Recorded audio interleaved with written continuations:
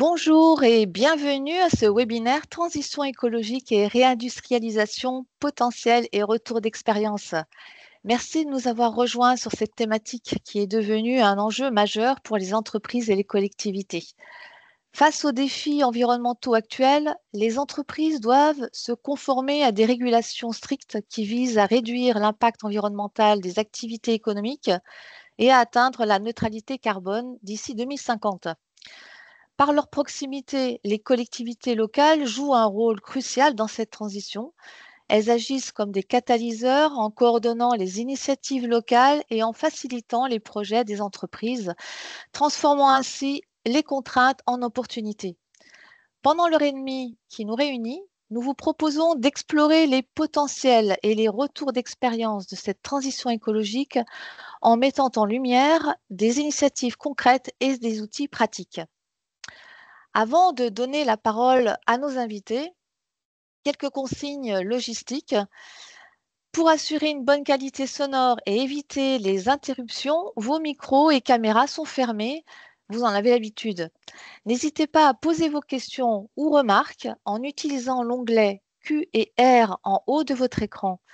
Léa Ragen-Marion, qui est à mes côtés pour l'animation de ce webinaire, veillera à les repérer et à les relayer auprès des intervenants à la fin de leur présentation. Merci de votre compréhension. Nous espérons que vous trouverez ce webinaire enrichissant. Sans plus tarder, nous avons le plaisir d'accueillir Virginie Sachs, qui a réalisé un travail exploratoire sur la compétitivité par la transition à partir d'entretiens menés auprès d'un échantillon d'entreprises des territoires ligériens. Vous en avez tiré des enseignements et des préconisations pour notre région. Vous avez la difficile tâche de nous en présenter la synthèse en une quinzaine de minutes. Alors Virginie, vous avez toute notre attention. Merci beaucoup, merci Sylvie. Bonjour à tous, je suis ravie d'être parmi vous aujourd'hui.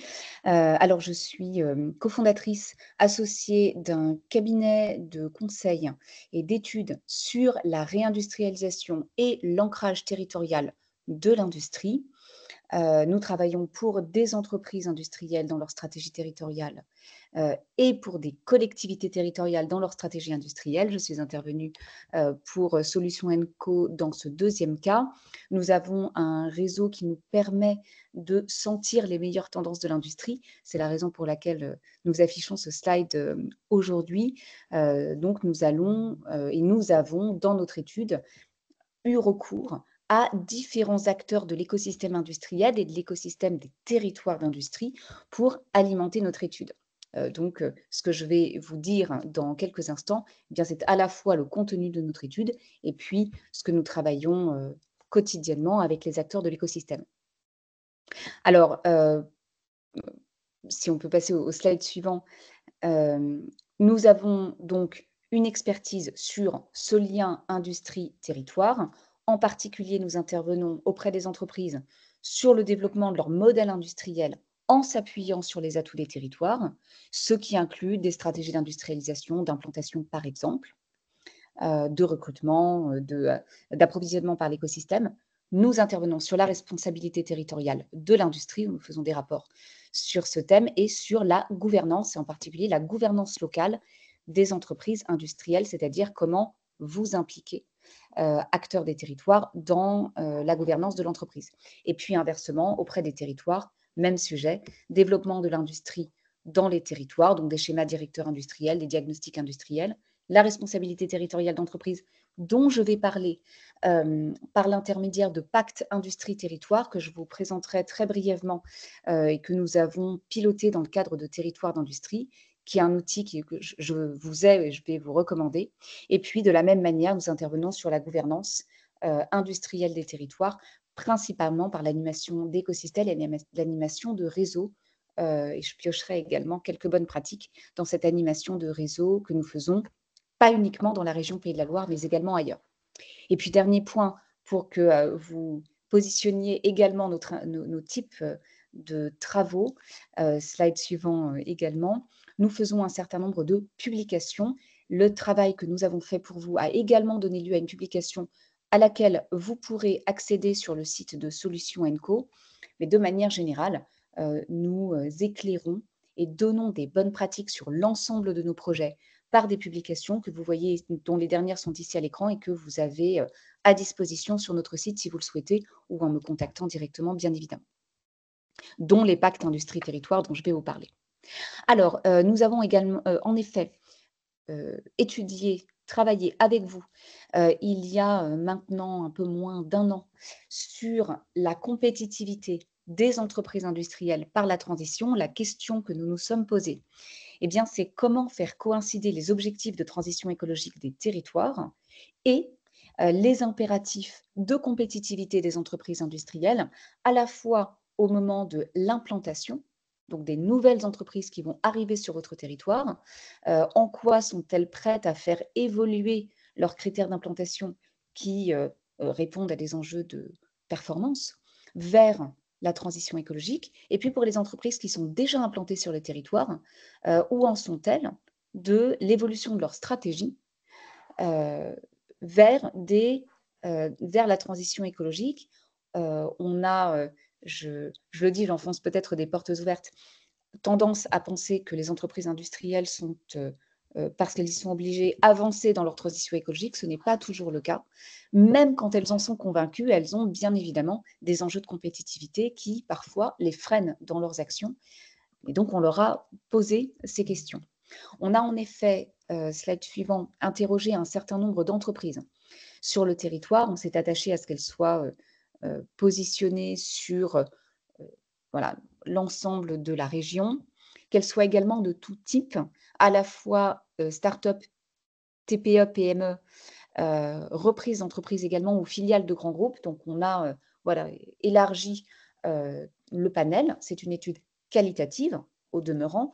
On a essayé d'être le plus représentatif des types d'entreprises, des implantations récentes ou plus anciennes. Et puis, nous avons également interrogé un certain nombre de collectivités. Peut-être certains parmi vous ont participé à cette étude, qui ont été choisies également pas pour leur diversité, taille de collectivité, mais également leur stratégie foncière et industrielle, dont la variété a alimenté notre étude.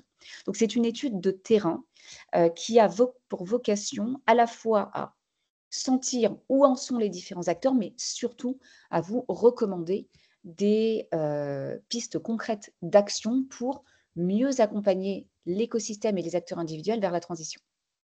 Alors, on parle de potentiel aujourd'hui dans le webinaire. Des opportunités, bien évidemment, se font jour sur les territoires. Slide suivant. De multiples opportunités, à la fois pour le territoire, les entreprises. Je les cite ici parce que je vais faire le lien directement avec les outils que nous allons vous proposer. Première opportunité que nous avons explorée, l'attractivité et la fidélisation des entreprises grâce à des critères de transition écologique. En quoi la transition est-elle un atout différenciant pour la région? Dans le cadre de notre étude, l'ensemble des acteurs ont confirmé que la région Pays de la Loire était bien positionnée sur les enjeux de transition et en particulier sur la transition énergétique, sur des questions de circularité et sur la qualité des échanges collectifs, en particulier sur des enjeux de transition, pas uniquement, mais également sur des enjeux d'innovation, des enjeux de stratégie industrielle de manière générale. Mais c'est un point extrêmement important parce que la transition ne doit pas être décorrélée de la stratégie d'entreprise. Donc, opportunité sur l'attractivité et la fidélisation des entreprises, jusqu'à quel point et comment faire pour que ce soit une réalité, c'est ce que nous allons évoquer dans le slide suivant. Opportunité pour, pardon, je finis sur les différentes opportunités avant de passer aux outils. Compétitivité des entreprises locales, y compris à l'export. Une majorité des entreprises que nous avons interrogées, y compris PME, faisaient une large partie de leur chiffre d'affaires à l'export. Donc la compétitivité, elle doit aussi se penser sur des marchés locaux, mais également à l'export. C'est un enjeu. De manière générale pour l'industrie aujourd'hui, d'être compétitif à l'export, ce n'est pas gagné. Donc, poser cette question de la compétitivité, c'est essentiel, et en particulier de la modéliser.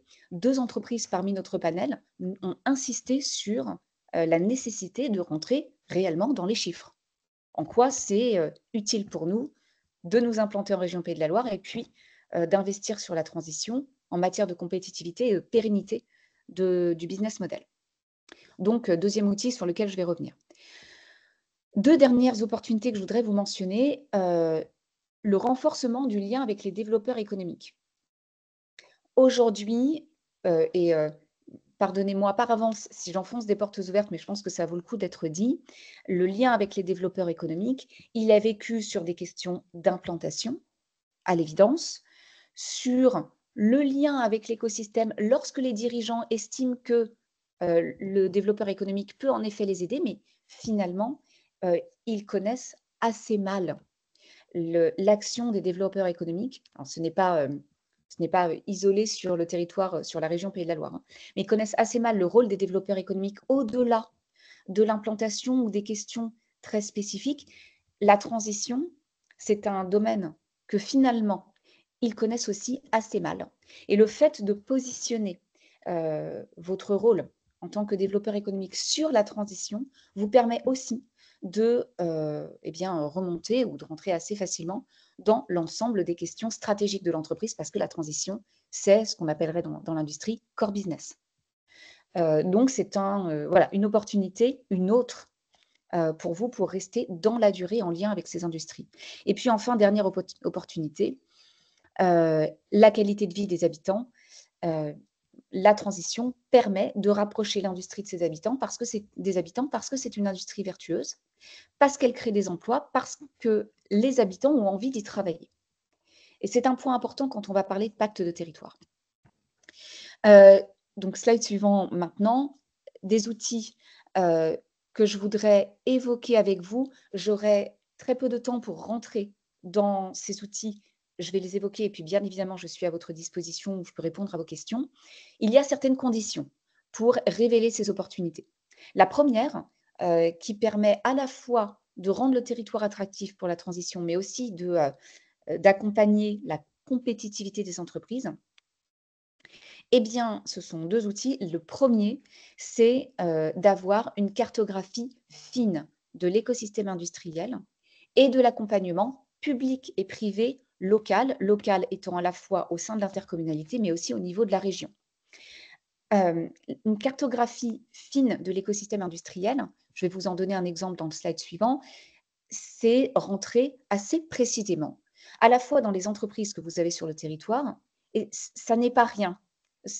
Je me doute que vous vous dites, on l'a cette cartographie, mais quand on essaye vraiment de la faire, et on le fait au quotidien avec nos clients, hein, finalement avoir la cartographie des sites de production, des sièges qui sont sur le territoire, et puis des acteurs de la formation, des acteurs de l'innovation, des filières qui sont présentes, ça n'est pas si simple, ou en tout cas, ça n'est pas donné. Et c'est essentiel parce que vous avez besoin de pouvoir dire aux entreprises, eh bien voilà, qui sont vos voisins, et d'identifier vous-même les thèmes sur lesquels ils vont pouvoir échanger.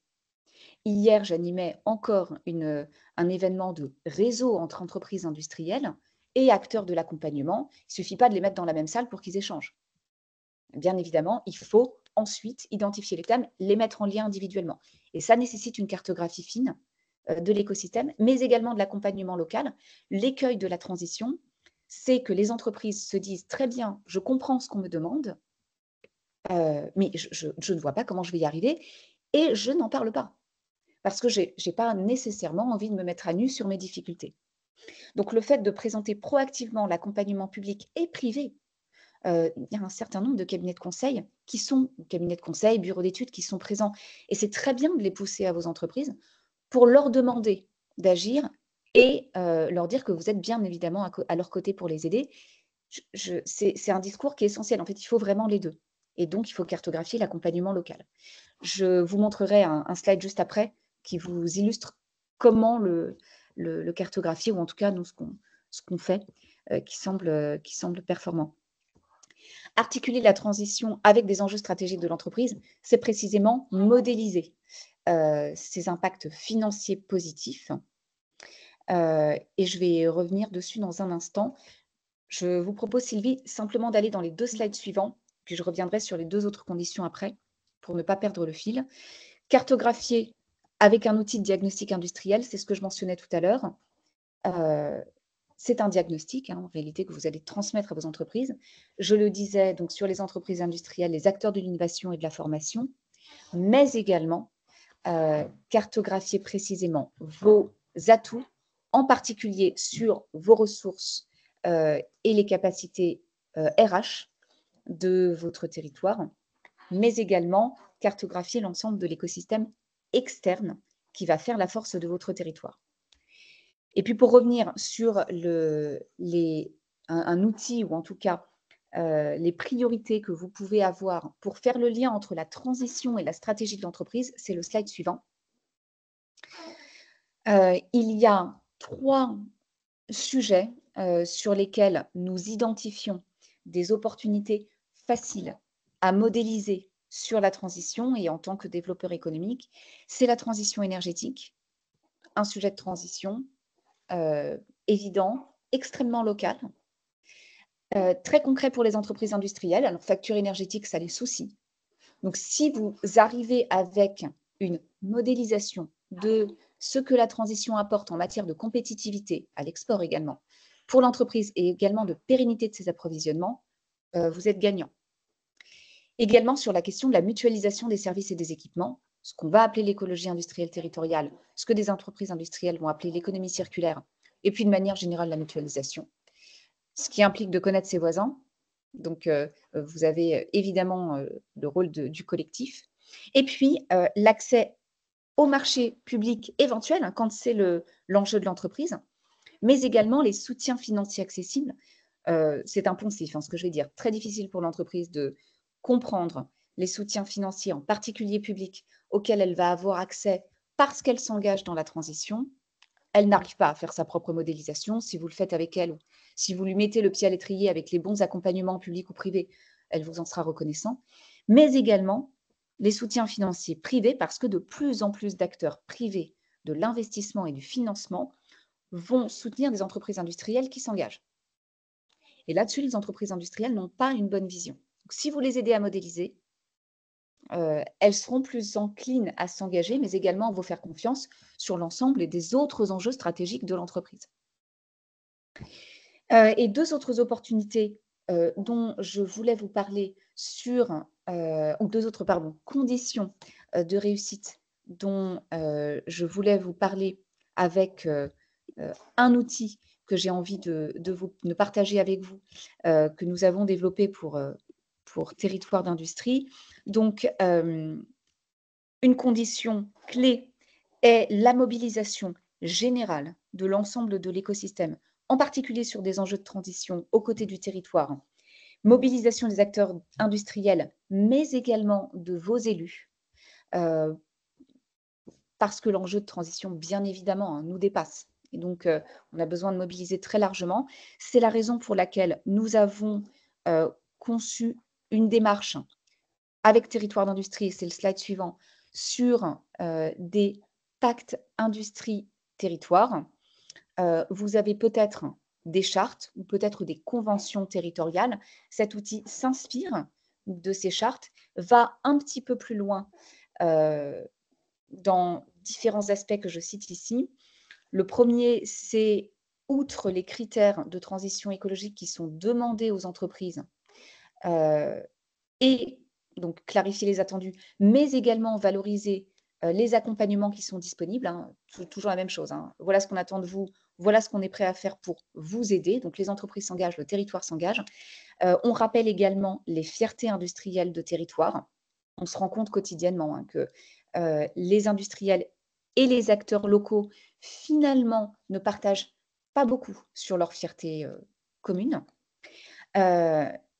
Et ce pacte industrie-territoire permet également de clarifier les attendus du territoire, intercommunalité, mais également région, sur la transition écologique.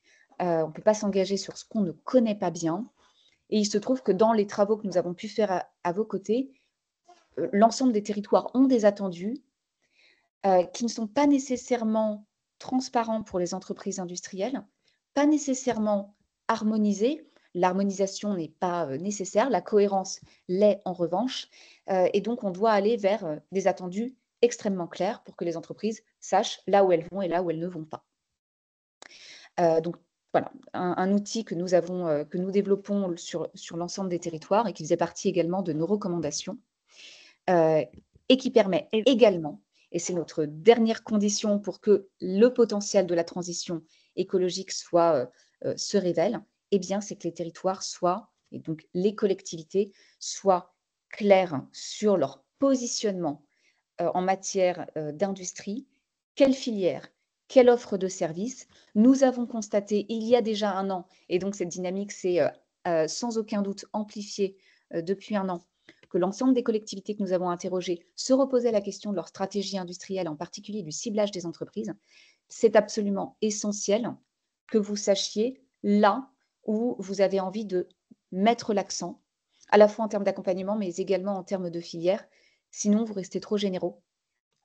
Et à ce moment-là, la transition a du mal à être révélée comme une opportunité pour vous, mais et pour les entreprises. Et pour cette dernière condition, l'ensemble des outils que je vous ai présentés, à la fois cartographie, comment modéliser les opportunités financières et les pactes, sont importants. Et enfin, Il nous pour reste se dire 1 que minute, on est, Virginie. oui, pour se dire qu'on est bien positionné sur la transition, eh bien, la région a été reconnue comme bien positionnée sur des enjeux de transition écologique, avec néanmoins une nécessité de former mieux, en particulier les EPCI, sur ces enjeux. J'en ai terminé. Merci pour votre écoute et je suis à votre disposition. Vous aurez mon contact en particulier dans la présentation dans le slide suivant. Merci beaucoup, Virginie. Peut-être y a-t-il des questions ou une remarque. N'hésitez pas à le déposer dans la conversation ou l'onglet Q et R. Je vois rien de particulier pour l'instant. Donc la convergence entre les intérêts des entreprises et des territoires est essentielle, Virginie, et je pense que tout le monde l'a bien compris. Est-ce que vous voulez dire un dernier mot avant de passer la parole à Étienne Femel? Je pense que vous êtes bien positionné pour faire en tout cas basculer vers ces opportunités de transition. Il faut simplement et c'est possible. Il y a des opportunités, il y a une méthode qui nous permet d'accélérer. Et je pense que votre enjeu, c'est de rester pionnier sur les enjeux de transition. Donc voilà, les voyants sont au vert à condition d'avoir la bonne méthode. Super. Merci pour ces encouragements. Eh bien, oui, je vois qu'il y a une demande. Le webinaire sera enregistré et vous aurez effectivement tous les éléments à disposition sur le site internet Solutions Éco. Alors, il y a une remarque d'une des participantes. Nous travaillons sur le ZIBAC avec l'ADEME et avons engagé des rendez-vous dédiés à la transition écologique vers les gros consommateurs industriels. Très bien, merci beaucoup Stéphanie. Eh bien, sans plus attendre, je vais laisser la parole à Étienne Femel. Quand les planètes s'alignent ou quand les facteurs facilitants se croisent, cela permet l'installation de nouvelles activités sur le territoire. Ce n'est peut-être pas aussi simple, mais Étienne Femel, vous allez nous expliquer ce qui a pesé dans la balance pour l'installation du site Papermill Industrie à Bessay-sur-Bray en Sarthe.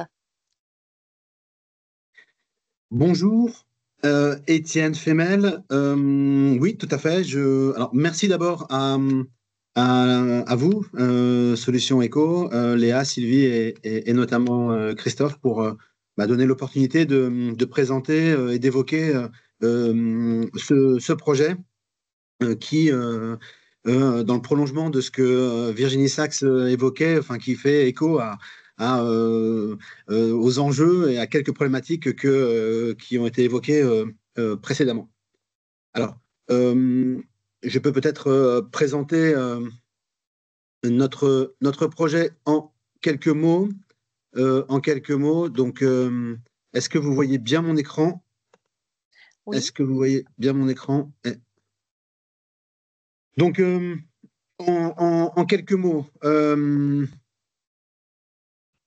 le groupe SPB PMI donc, est un groupe familial qui existe depuis plus de 30 ans et dont le cœur de métier est de valoriser des actifs, de mettre en donc mobilier et immobilier, de mettre en sécurité des sites industriels et puis d'initier et d'opérer des projets de développement et de réhabilitation. Donc, ce qui est le cas typiquement ABC-sur-Bray aujourd'hui. Notre nouveau métier, c'est aussi de contribuer à des projets innovants, notamment au travers de l'énergie. Donc, notre mission est portée par différentes visions et objectifs. Donc, c'est trois piliers. Hein. Il y a une approche économique avec des projets de développement économique et industriel.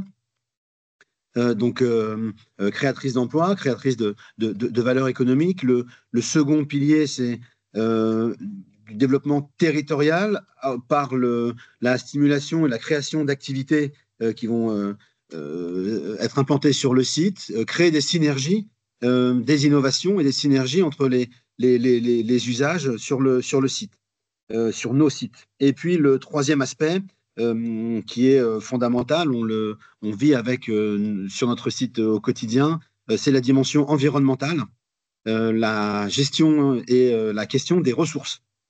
Donc l'aspect environnemental, c'est faune, flore, et puis les ressources, donc l'énergie, l'eau, le sol. Donc ces trois piliers sont les fondamentaux à notre activité, à nos activités. Donc aujourd'hui, je vous parle là, ici même d'un bureau ABC-sur-Bray.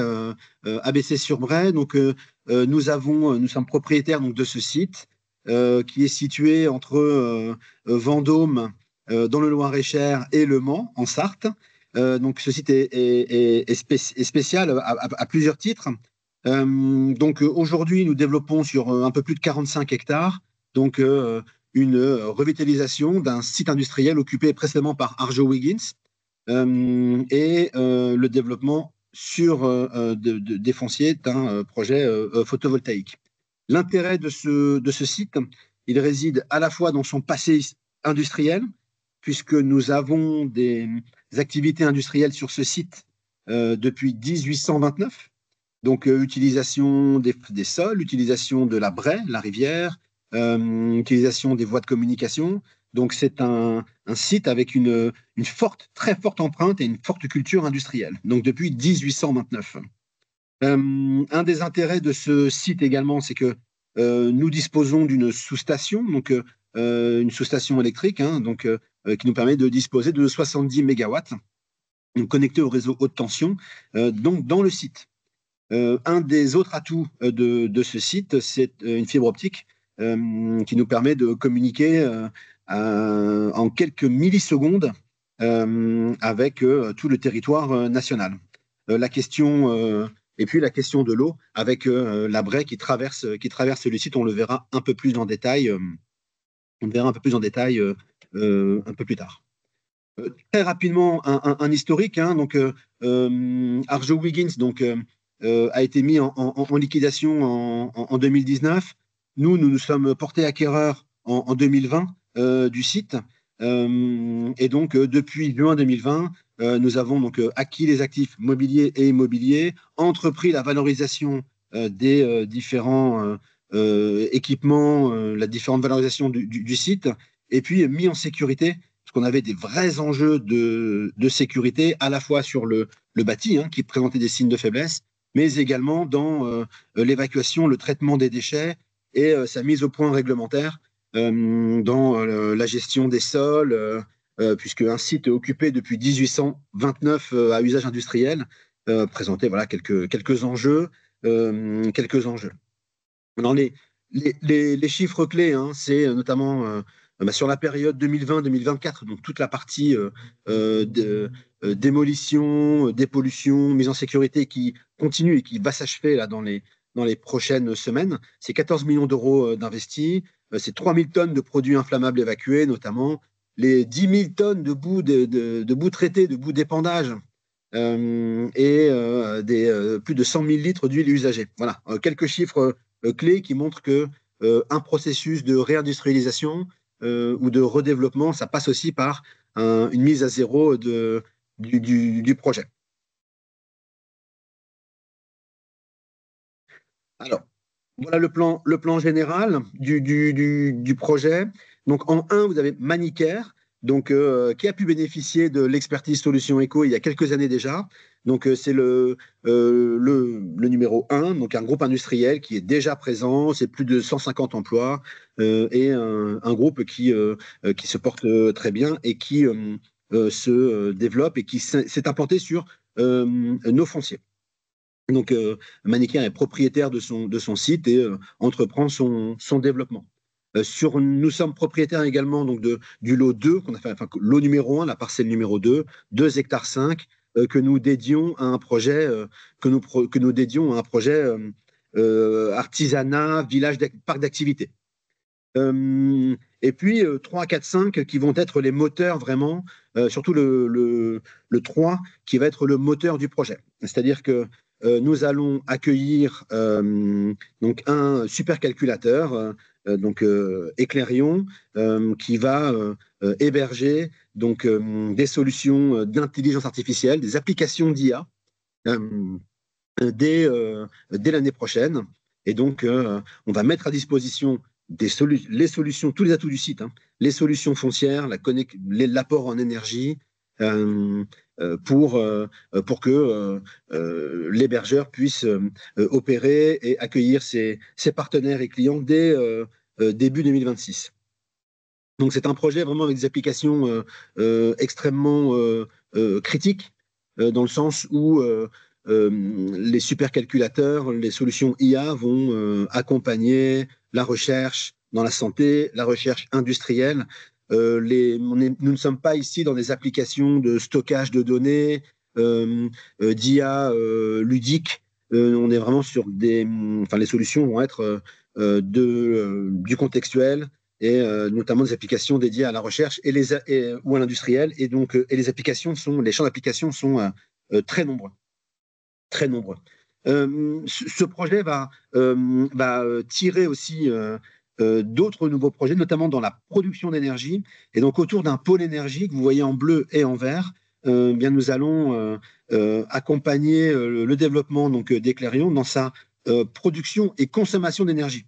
L'objectif est d'avoir un site zéro déchet, zéro émission de gaz à effet de serre, zéro carbone.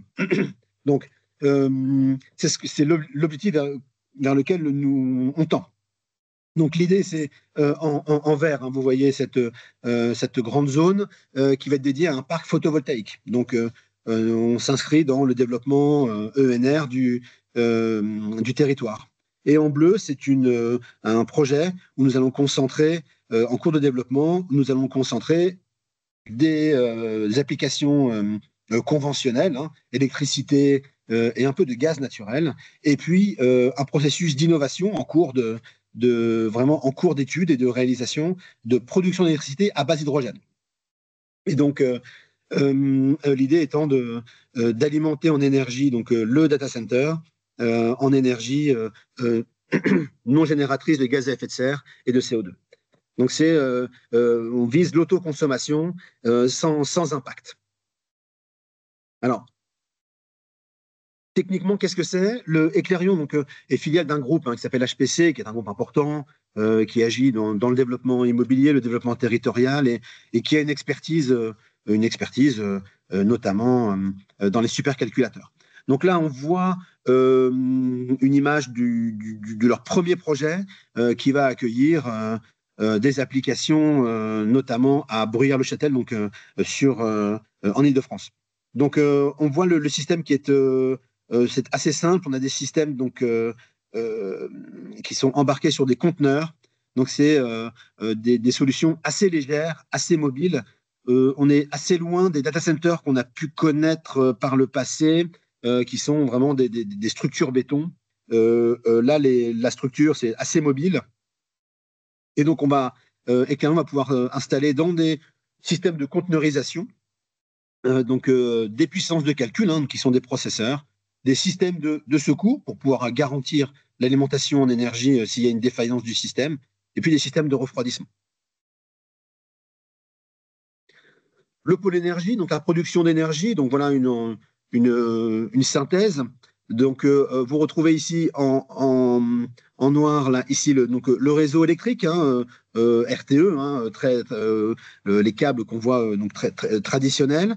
Le pôle énergie avec qui nous, le parc photovoltaïque qui va alimenter en électricité photovoltaïque, donc le projet, notre projet d'innovation autour donc de la production d'électricité via et la production d'hydrogène, et puis nos utilisateurs sur site qui vont pouvoir bénéficier de l'apport en énergie.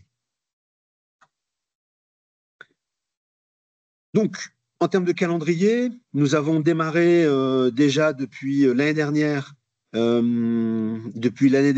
Donc, on a consolidé les intérêts, on a avancé dans le et donc l'idée est d'avancer par phase et donc de pouvoir en premier trimestre 2026 de pouvoir accueillir les premiers clients et partenaires autour de l'IA. Et dans la partie énergie également, c'est en 2028 de pouvoir lancer les opérations et produire nos premiers, et mettre à disposition nos premiers électrons, si je puis dire, dès 2028. Donc les enjeux sont très importants. Ce sont des investissements à impact, donc qui sont pour certains structurants et créent de la valeur ajoutée. Sur la période 2020-2028, donc 2020, date à laquelle nous avons commencé nos investissements et opérations, et Clarion inclus avec le pôle énergie, 400 millions d'euros qui vont être investis, et donc des retombées économiques qui vont à la fois des investissements et de la création d'emplois sur site, et puis des emplois indirects. Nous, on le voit ici au quotidien, entre les entreprises, les services, les entreprises de travaux, d'énergie, enfin, qui sont là sur notre site tous les jours. Et donc, c'est un des enjeux aussi. Ce développement économique, ça fait partie aussi des enjeux. Et puis, on a plusieurs enjeux, notamment sur l'énergie, l'utilisation de chaleur qui va être émise dans le supercalculateur. Donc, on a d'autres projets. Quelques photos du site. Donc, on voit la vue aérienne. Donc, on a une spécificité territoriale. La ligne verte, en fait, est une frontière qui sépare donc la commune de Bessé, qui est en Sarthe, et Bessé-sur-Bray, et la commune de Bonnevaux, qui est donc dans le Loir-et-Cher. Donc, notre projet se développe sur 2 communes et sur 2 régions et 2 départements. Donc, ça suppose un pilotage institutionnel aussi adapté.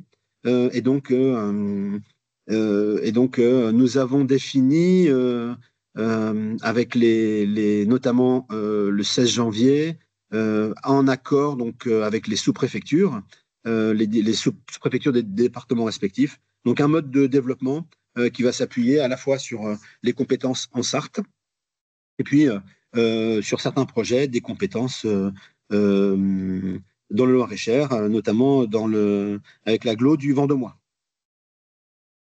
Donc, c'est aussi une spécificité de ce projet. Donc, quelques photos drone du site. Donc là, oui, pardon, cette photo, donc là, on voit bien tout le bâti. Hein. Je vais peut-être zoomer, je peux mettre comme ça. Donc là, on voit que la parcelle est totalement imperméabilisée. Alors, on va extraire cette zone qui est manichéenne, mais on voit vraiment, on a un niveau d'imperméabilisation très élevé. Notre projet, d'ailleurs, on va désartificialiser 2 hectares. C'est-à-dire qu'on va attribuer plus de 2 hectares du site que nous allons désartificialiser et restituer à des projets faune-flore, notamment autour des volatiles. Enfin, on a vraiment un vrai sujet faune. Donc, on voit bien la densification vraiment. Et donc, la démolition a commencé. Alors, ce qui est intéressant dans ce projet, c'est qu'on va avoir à la fois une démolition et à la fois une réutilisation. Donc là, on voit par exemple ici en blanc, c'est Manicare. On voit ça avec sa façade de béton. Et nous avons ici ce bâtiment. Donc là, nous sommes chez nous. Donc c'est le projet qui sera dédié à Éclairion. Et donc on va utiliser ce bâtiment. Donc on va finir de le nettoyer. On va apporter vraiment beaucoup d'efforts cosmétiques, je dirais, sur ce bâtiment. Mais on va garder sa structure qui est saine. On va garder sa structure et réutiliser ce bâtiment qui, à l'époque, abritait des machines pour transformer du papier. Donc, et puis, on a ce bâtiment également qui alimentait en eau et qui participait au processus de production de papier. Nous allons le démolir et végétaliser une partie de ce site. Le site que vous voyez là, l'emprise foncière en fond nu va être également végétalisé. Donc là, nous sommes TBC, dans la Sarthe, et on traverse la Bray. Et là, nous basculons côté Loir-et-Cher, Bonnevaux. Donc, le bâtiment existant que vous voyez au cœur, enfin au centre de l'image à peu près, va être dédié à nos projets d'innovation dans la production énergie. Et tout autour, toutes les zones vertes qui étaient à l'époque utilisées par Arjowiggins pour accueillir ces bouts d'épandage, on va traiter les sols et mettre en place un projet photovoltaïque, de production d'énergie non photovoltaïque. Donc, nous revenons à l'intérieur d'un bâtiment que nous allons finir de bien nettoyer et qui va être utilisé pour accueillir les activités en 2027 ou 2028 de l'hébergeur, d'Éclairion. Donc, il y a aussi cette approche dans le patrimoine industriel. On a des atouts, ce sont des bâtiments bien implantés, avec des structures bien construites, et donc on réutilise, on recycle en quelque sorte du patrimoine immobilier quand il est de qualité et qui ne nécessite pas d'investissement trop lourd. On a également ce bâtiment, cette parcelle ici, ce bâtiment existant, qui va servir également, que nous n'allons pas démolir, que nous allons rénover. On va travailler sur notamment les façades et puis la toiture, mais on va garder vraiment le bâtiment existant et il va accueillir les premières activités d'Éclairion. Je vois le temps qui file. Oh, ça c'est joli. Mais nous allons devoir en arrêter là. Tout à fait, j'ai terminé. Un dernier mot. Ouais. Non, merci à vous. Et donc, c'était vraiment une fierté de pouvoir travailler à des projets de ce type dans la rénovation du patrimoine industriel, dans sa transformation, dans sa mise à jour, et puis de concourir à la transformation de projets industriels à leur qualité environnementale et à la création d'emplois et de nouveaux projets innovants. Merci beaucoup, Étienne. J'aurais une question. Vous avez fait mention des nombreux atouts du site évidents. Quelle est la connexion avec l'écosystème économique local? Est-ce que l'existence sur le territoire est également favorable? Vous l'avez jugé favorable? La notion d'un écosystème existant par rapport à l'écosystème IA n'est pas forcément évidente aujourd'hui. En revanche, la culture industrielle du site, le fait que Arjowiggins employait à l'époque plus de 600 personnes, effectivement, ça, ce sont des atouts. Ce sont des atouts. Sur l'approche territoriale, les atouts, c'est un tissu économique présent. Il y a des entreprises, il y a différents acteurs qui sont présents dans un périmètre de 30 km autour de notre site. Et puis, il y a le soutien en atout territorial, il y a le soutien institutionnel. Donc, à commencer par les élus.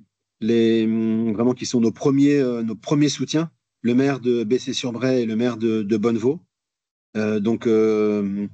qui nous soutiennent depuis le début. Et donc, sans qui, d'ailleurs, le projet ne pourrait pas exister, en quelque sorte. Sur la partie écosystème, donc sur la partie IA, l'idée est vraiment de créer et de créer un écosystème. Donc, D'accord, très bien. Merci pour ces précisions. Merci beaucoup. Justement, vous venez de citer la relation au territoire et je vais me tourner vers Léa Ragen-Marion, qui est développeuse économique donc chez Solutions Éco et qui est en lien avec Florence Olivier, la développeuse éco du territoire, pour savoir quel est l'impact d'un tel projet pour les vallées de la Braye et de la Nille. Alors, l'impact d'un tel projet, Sylvie, pour l'instant, c'est encore difficile à quantifier, mais l'impact voulu, en tout cas, c'est de pouvoir redorer l'image du territoire, de pouvoir mettre en avant l'arrivée de nouveaux métiers et de nouvelles activités qui sont en plus des activités à la pointe, notamment Manicure, par exemple. C'est à la pointe du paramédical, c'est des activités qu'il n'y avait plus sur le territoire français, qu'on a pu remettre sur le territoire de la vallée de la Braye et de la Nille et notamment également les activités d'Éclairion et les activités du pôle énergie. Ce sont des nouveaux métiers, donc ça va permettre en fait de ramener du souffle sur le territoire et je sais que la collectivité, ou en tout cas Florence Olivier, en tant que développeur économique local, a vraiment à cœur de pouvoir en faire une vitrine dans un sens et vraiment profiter de l'implantation de toutes ces activités sur le territoire. Merci beaucoup pour ces précisions. D'accord. Eh bien, sans plus attendre, nous allons accueillir Pierre-Alexandre Évrard.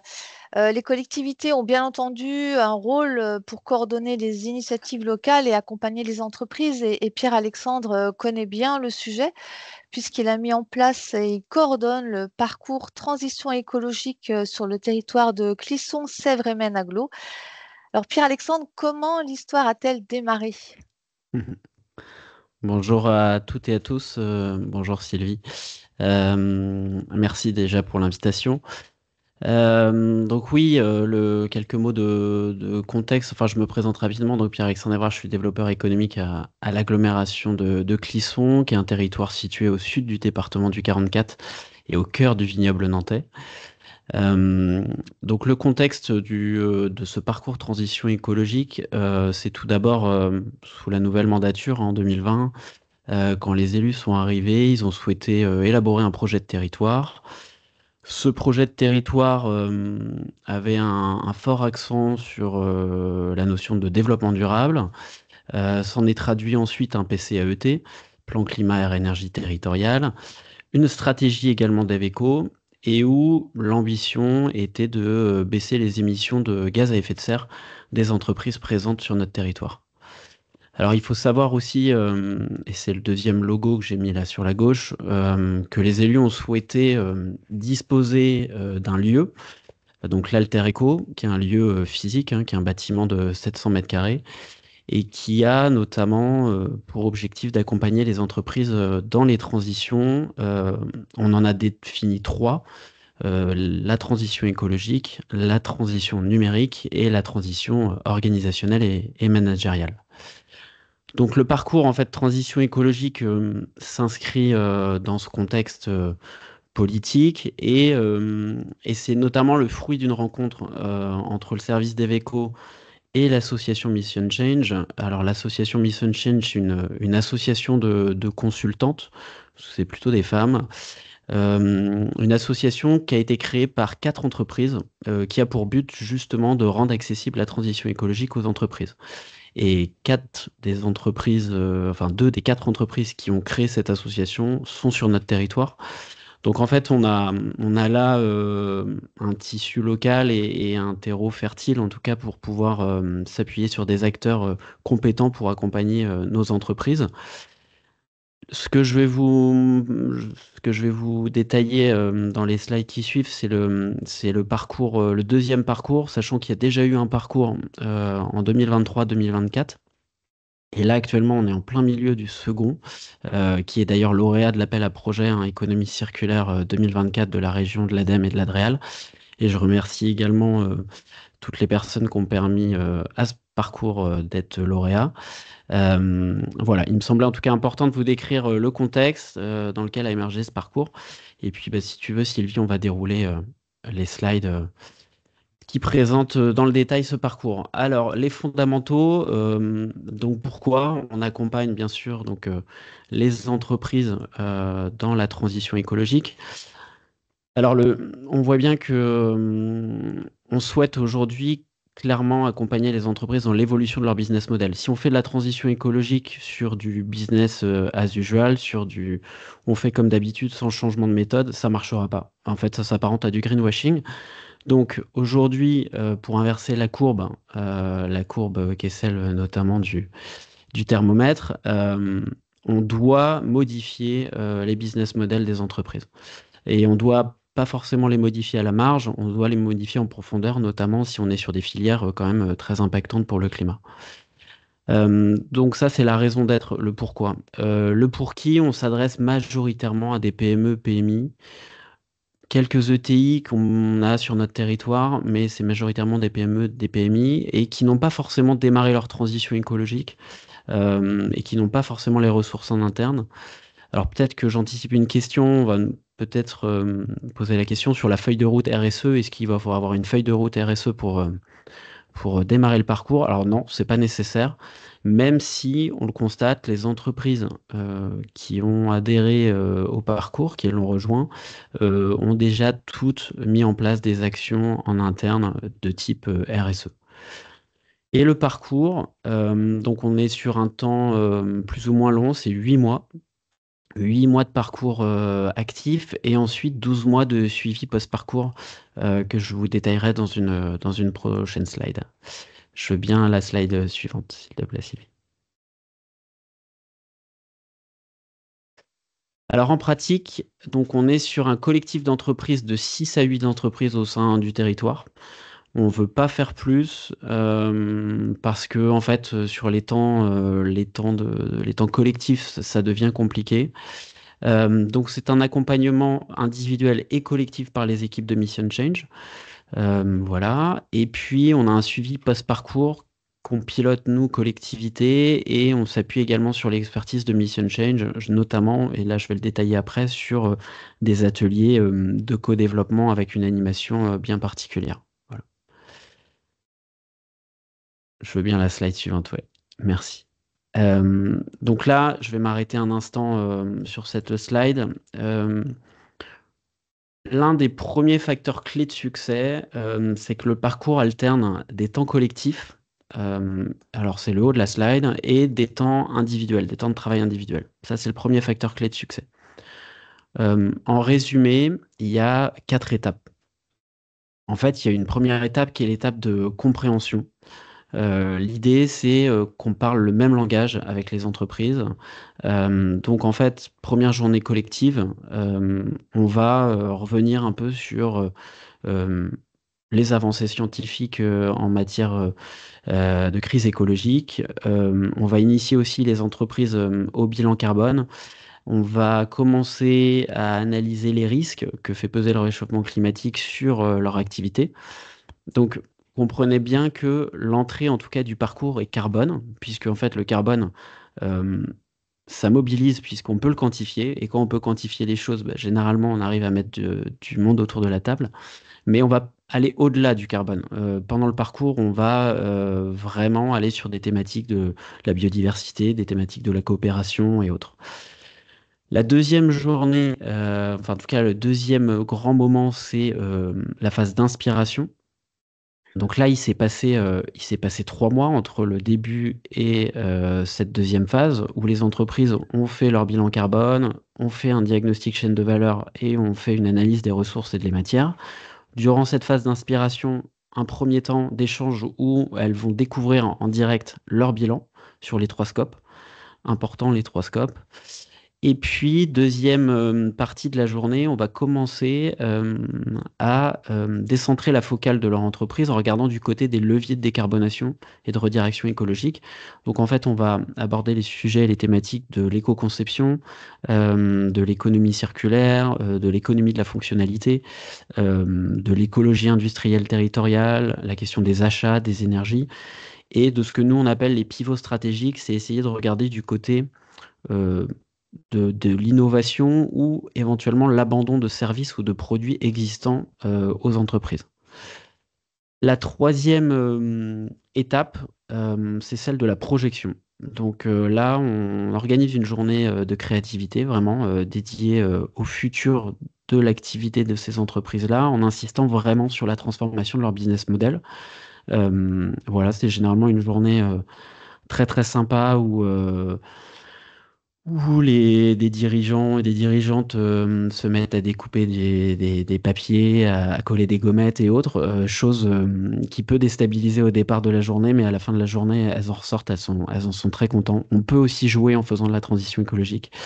Et puis, quatrième étape, c'est celle de la rédaction, de la planification de la feuille de route de transformation et de la feuille de route voilà, dédiée à cette transition, avec un objectif pour toutes, qui est l'objectif en fait de l'accord de Paris, qui est de réduire de 6% les émissions de gaz à effet de serre de leur activité par an.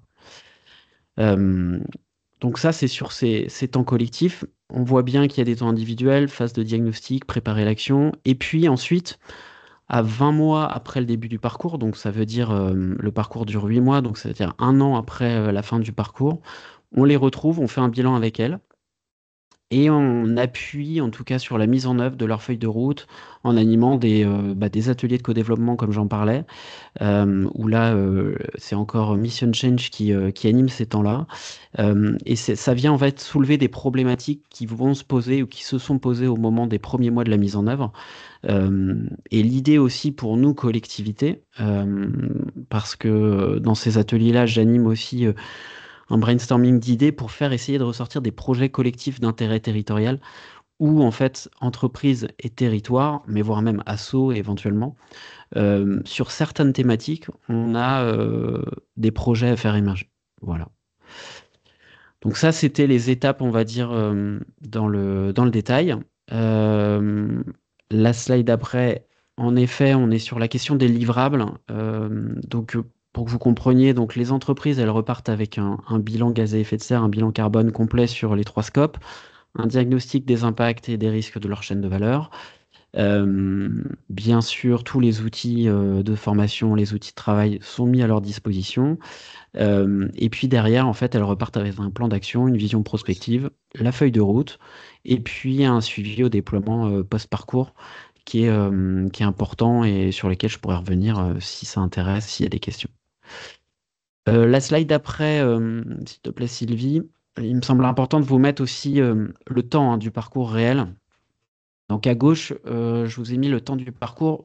En gros, sur 8 mois de parcours, ça va mobiliser l'équipe de Mission Change sur 10 jours, 4 journées collectives, 4 journées en accompagnement individuel entre les différentes étapes, et puis un suivi individuel et collectif de 2 jours. Et pour les entreprises, idem.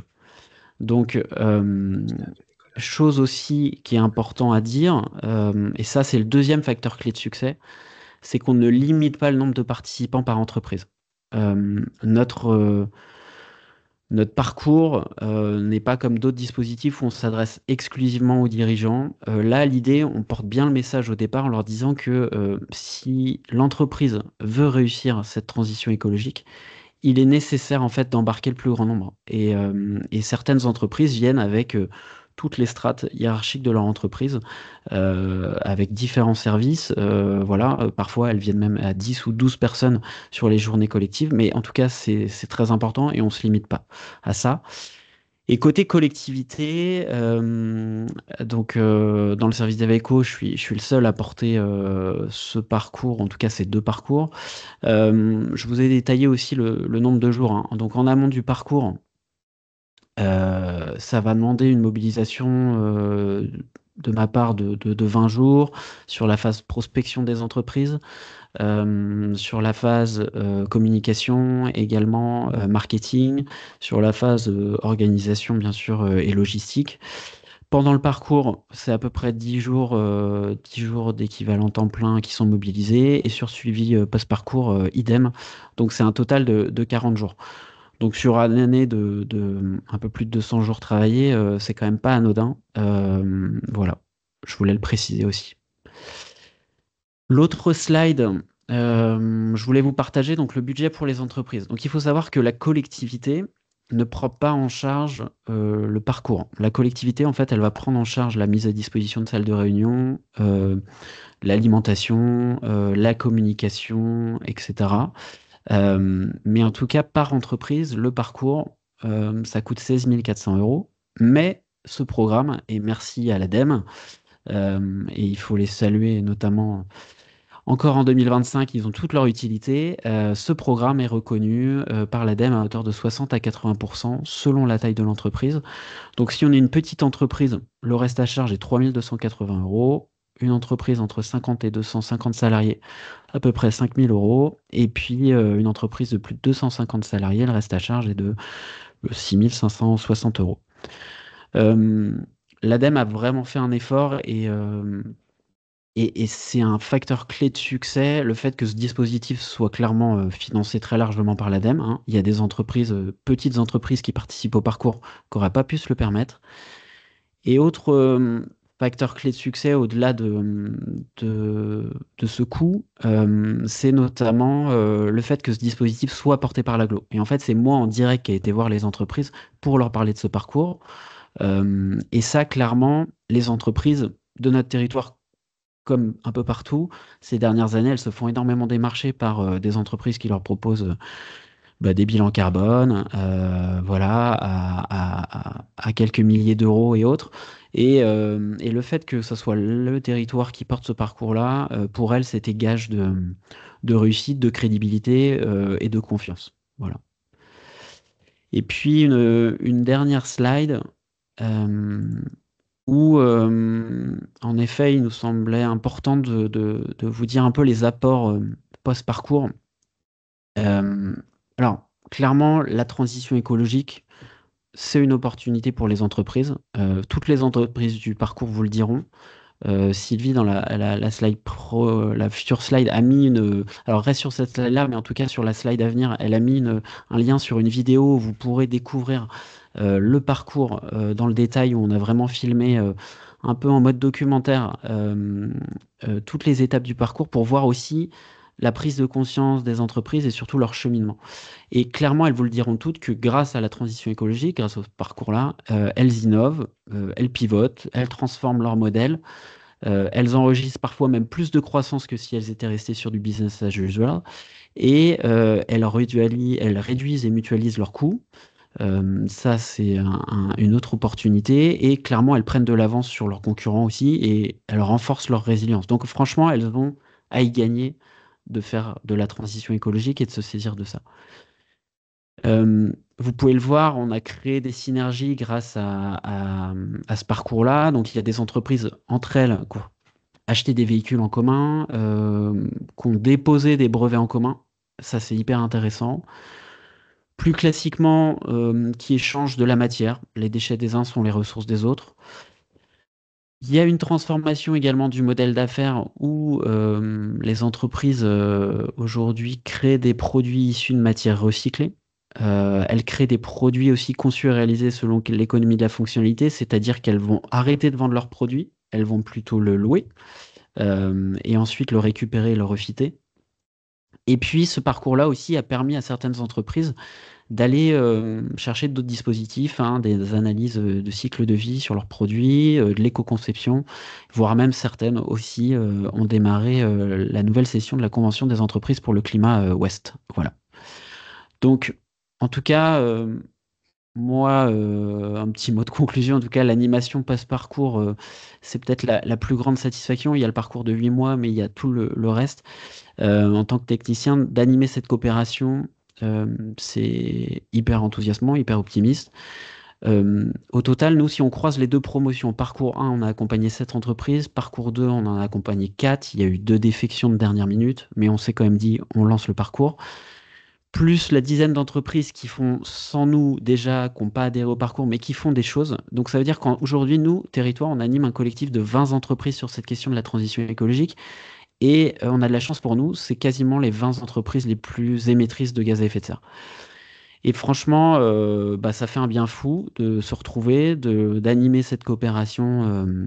Et clairement, c'est peut-être là le quatrième facteur de succès, c'est que lorsqu'on lance quelque chose de ce type-là, il ne faut pas s'arrêter en fait. Il faut continuer toujours à maintenir le cap et animer cette coopération. Voilà un peu le propos que je voulais tenir ce matin. Merci beaucoup, Pierre-Alexandre. Merci. Merci, c'était très clair, très complet. Je ne vois pas de questions. Moi, j'en aurais une quand même. Est-ce que tu peux nous dire quelles étaient les motivations ou quelques exemples de motivation des entreprises? Qu'est-ce qui a été le phénomène déclencheur pour la petite étincelle pour participer à ce parcours? Ouais, c'est une excellente question. Je dirais qu'il y a 4 raisons principales. La première, j'y vais parce que la réglementation va m'y contraindre. Voilà, donc j'anticipe.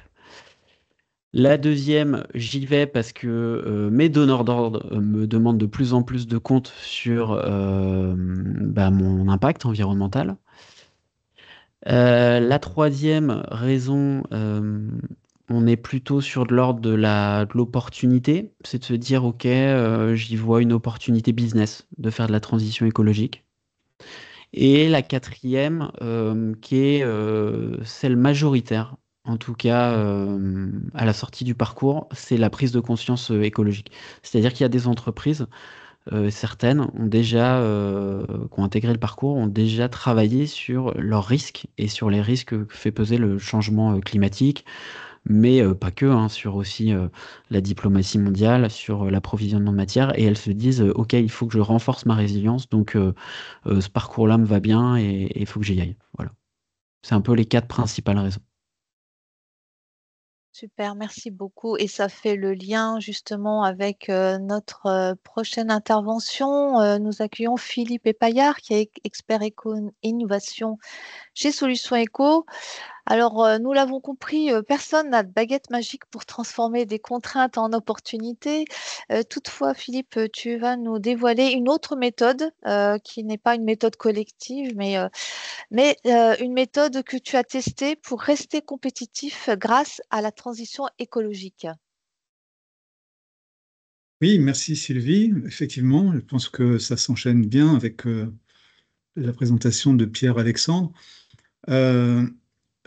L'action que je vais présenter, elle se situe plutôt en amont, hein, finalement, c'est-à-dire il s'agit à mon niveau plutôt on va dire, de sensibiliser les entreprises, mais de les sensibiliser suffisamment pour qu'elles passent à l'action et qu'elles rentrent dans un dispositif qui peut être, par exemple, celui qui vient de nous être présenté.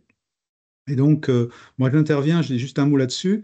J'interviens dans le cadre d'un programme européen qui s'appelle Entreprise Europe, qui est un programme dont Solutions Éco est l'acteur pour les Pays de la Loire. Et en fait, dans ce cadre-là, on a un certain nombre de missions à remplir auprès des entreprises, qui cadrent bien aussi avec les missions que la région des Pays de la Loire a confiées avec Solutions Éco, qui est de sensibiliser le maximum d'entreprises pour qu'elles intègrent une démarche de transition écologique. Donc, je vais vous montrer un petit peu comment on s'y prend, si j'ai bien le contrôle. Je ne sais pas si Sylvie m'a passé le contrôle Oui, ou pas.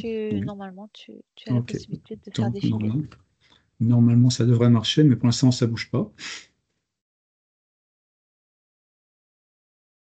Hop. Ah, ça commence un petit peu à bouger.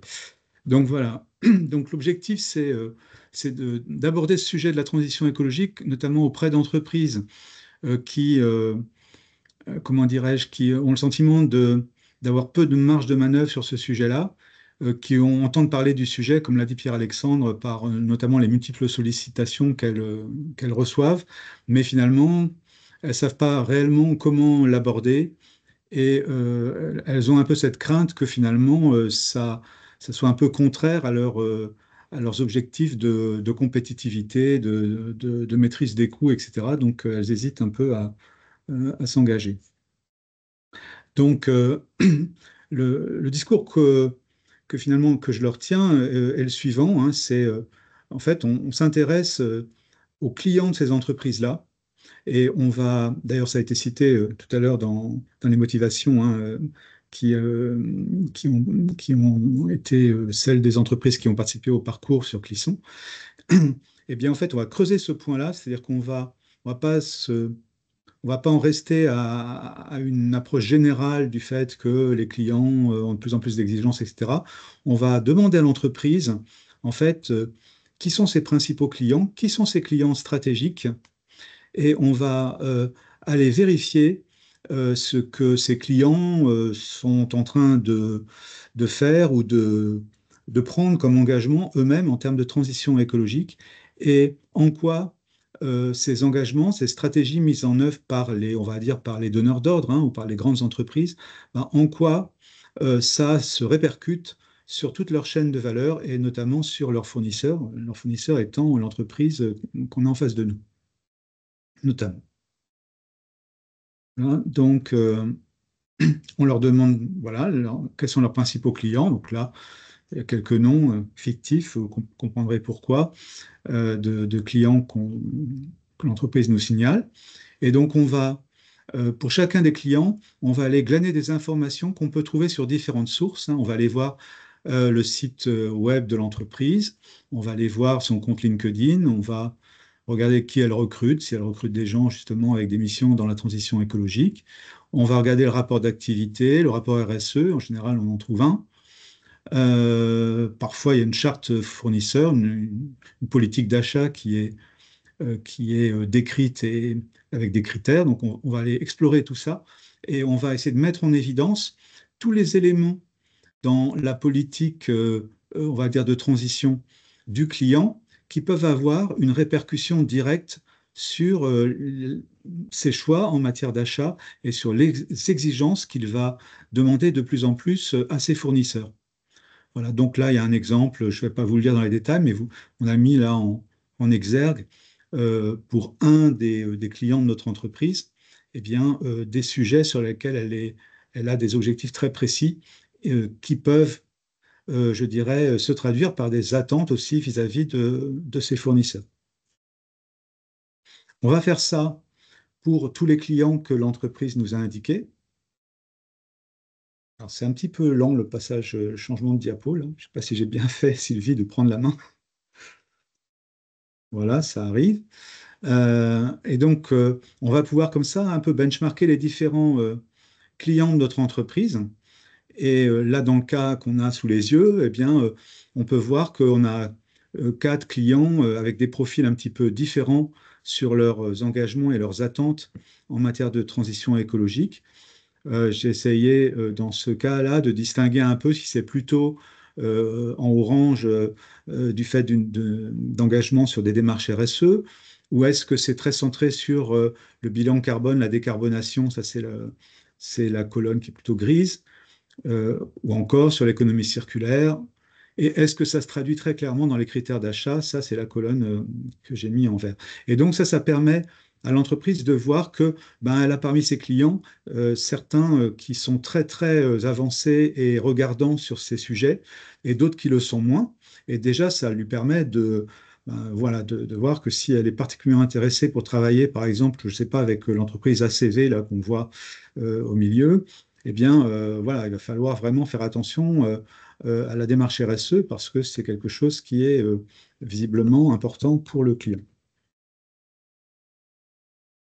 Voilà. Donc, ensuite, l'étape suivante, c'est d'aider l'entreprise à trouver des solutions, à identifier, je dirais, des solutions qui vont lui permettre de répondre à ces exigences du client, et puis si possible des solutions qui soient pragmatiques, accessibles, qui ne lui demandent pas forcément beaucoup d'efforts.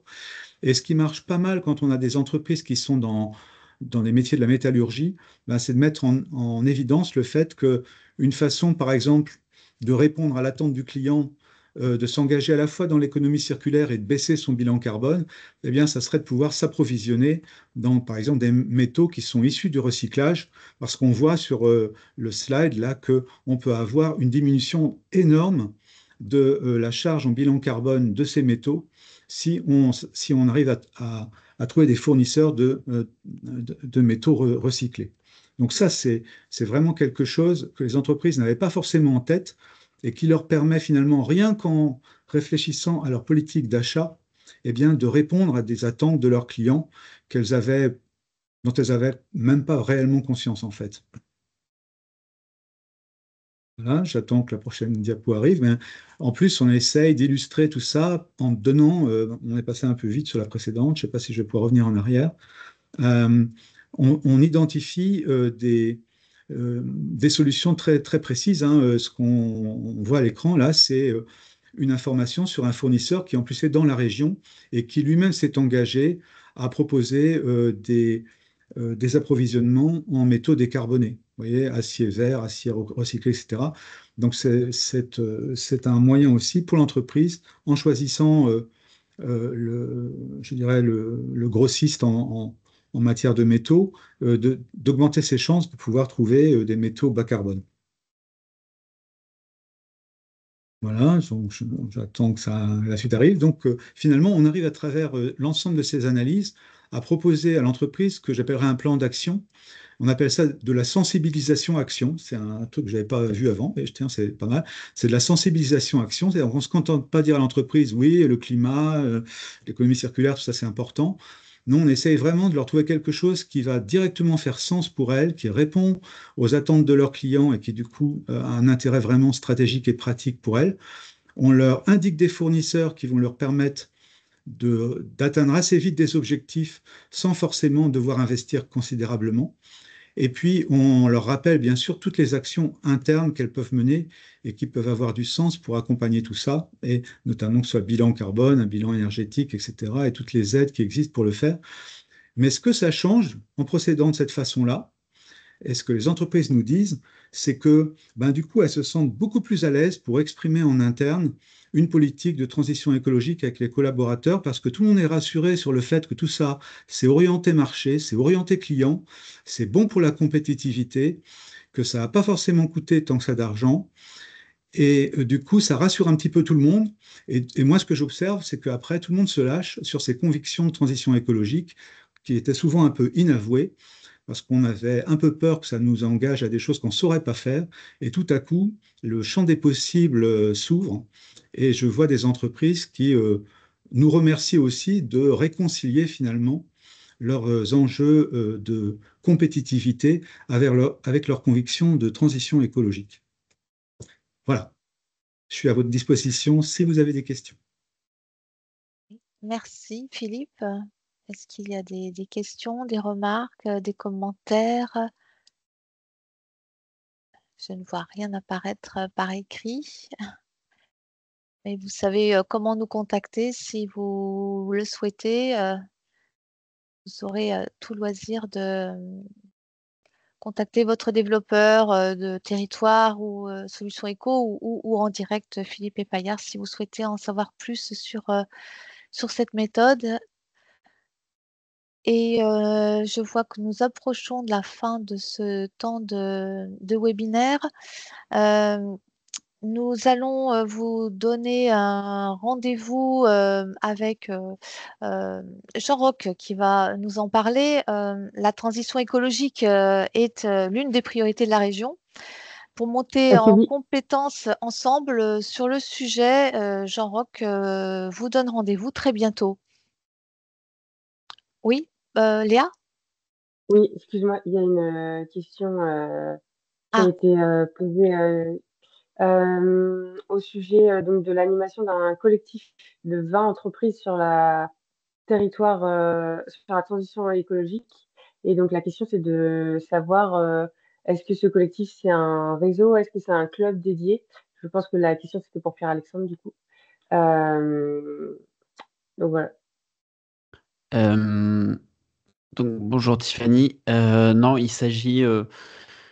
Il s'agit en fait d'un collectif informel. C'est pas structuré en réseau ou en club. C'est vraiment se retrouver entre ces 20 entreprises-là et leur permettre de porter un regard entre pairs sur les problématiques qu'elles peuvent avoir ou sur les avancées de leur feuille de route. Donc on est sur du co-développement, voilà, pur, avec toujours un petit temps de convivialité en début ou en fin de rencontre. Voilà. Merci pour cette précision. Merci. Désolée, j'avais pas vu la question. Merci. Merci beaucoup, Pierre-Alexandre. Et Jean-Roch, je te passe la parole pour Top. cette dernière info. Super, merci beaucoup Sylvie. Merci aussi aux intervenants, différents intervenants de ce matin. C'était super intéressant.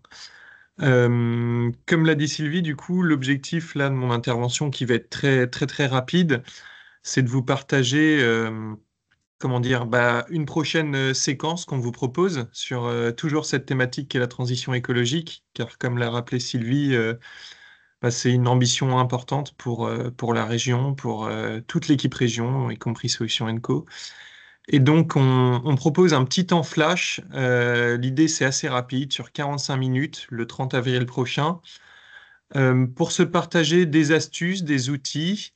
On aura la chance d'avoir nos partenaires et collègues très précieux de BPI France et de l'ADEME, avec qui on pourra partager à la fois donc rapidement la vision de la région, l'ambition, puis aussi celle de l'État au travers de l'ADEME. Et puis aussi voir les principaux dispositifs. Alors vraiment, on restera en surface parce que l'idée ne sera pas de rentrer dans un effet catalogue, de vous présenter aussi quelques outils que l'on a pu construire avec tous nos partenaires. Je pense aussi à Philippe qui vient de faire sa présentation, qui nous a aidés sur ces outils-là, un petit guide pratique sur la transition écologique. Voilà, comment en parler avec les entreprises, quelques arguments, les principaux dispositifs en région, qui sera aussi avec en annexe une cartographie des différents dispositifs, ou en tout cas de l'offre transition écologique en région. Voilà. Et ensuite, forcément, ce qui occupera peut-être même un peu plus du temps, c'est la partie questions-réponses, parce que l'objectif, c'est que on soit pas sur une séquence descendante, qu'il y ait vraiment cet échange entre nous. Donc, n'hésitez pas aussi, voilà, à même préparer en amont, si besoin, quelques questions que vous avez déjà sur la transition écologique, sur l'accompagnement des entreprises, sur cette thématique-là. Et puis, en complément donc de ces 45 minutes, on prévoit aussi un autre temps, mais ça, je vais laisser Sylvie en parler mieux que moi. Je crois que j'ai à peu près tout dit. N'hésite pas à me compléter, Sylvie. Oui, je pense que tu as bien présenté la séquence et c'est vrai que là, pour le 30 avril, les micros et les caméras seront ouverts. Donc, l'idée, c'est de pouvoir échanger en direct avec nos interlocuteurs, ADEME, BPI France et toi, Jean-Roch. Carrément. Voilà. Merci d'en prendre note. Donc, le 30 avril, vous recevrez une invitation très prochainement. Et puis, d'ores et déjà, lorsque vous aurez le replay ou le support, vous aurez le lien pour vous inscrire si ça vous tente. Et vous serez bien entendu les bienvenus. Et pour conclure, donc, je remercie vraiment très chaleureusement nos intervenants, nos invités. Je vous remercie d'avoir participé à ce temps de webinaire que j'espère vous avez trouvé intéressant. Les autres rendez-vous sur ce thème de la transition écologique sont fixés le 24 avril avec une formation qui se déroule à Angers dans nos locaux et c'est en partenariat avec le CNFPT. Faire de l'économie circulaire un levier pour l'animation économique et l'attractivité du territoire. Donc là, c'est l'occasion de vous lancer suite à ce webinaire et à tous les éléments que vous avez, dont vous êtes inspirés. Et puis, un autre temps fort, c'est le 13 mai, c'est toute la journée à Montrevaux-sur-Èvre. C'est le site Synergie qui nous accueille pour une journée qui vous permettra de rencontrer une grande partie de solutionneurs, têtes de réseau, dont l'ADEME, mais aussi bien d'autres acteurs. pour échanger. Posez vos questions, il y aura un format table ronde et un format speed meeting. Et l'après-midi sera consacré à la visite du site avec Hugo Suberbi. Donc, le site accueille à la fois une matériothèque, un showroom de l'économie circulaire et une plateforme de formation en partenariat avec les compagnons du devoir. Voilà, je pense que je vous ai tout dit. Merci encore d'avoir suivi cette séquence et à très bientôt. Bonne journée.